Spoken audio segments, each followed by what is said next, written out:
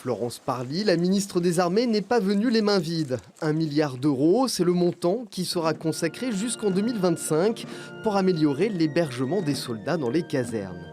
Trop longtemps, en effet, l'entretien et la rénovation de vos espaces de vie et de repos ont été sacrifiés.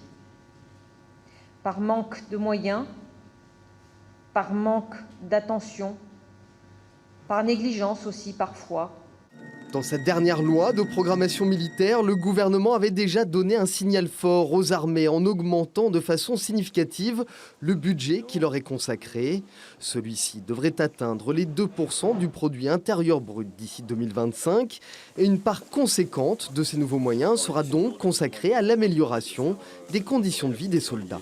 Aujourd'hui, on ne peut pas demander aux jeunes de s'engager si derrière cela, la condition de vie H24 au sein de nos casernes n'est pas assurée. J'en veux pour preuve encore dernièrement la mise en place du Wi-Fi dans l'ensemble des bâtiments de la caserne La Périne. Cette caserne accueille le 3e régiment parachutiste d'infanterie de marine et a subi de gros travaux de réhabilitation et de surélévation ces 2 dernières années. La ministre a pu visiter les nouvelles chambres avec moins de lits et plus de confort.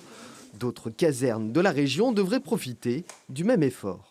Entre le département de l'Aude d'une part et celui des Pyrénées-Orientales d'autre part, c'est 42 millions d'euros qui vont être investis sur cette période et ce sont plus de 2000 lits qui vont être rénovés et réhabilités. Dans les 6 prochaines années, ce sont 25 000 chambres qui devraient être rénovées ou créées de toutes pièces sur tout le territoire national. De quoi motiver un peu plus les 23 000 jeunes recrutés chaque année.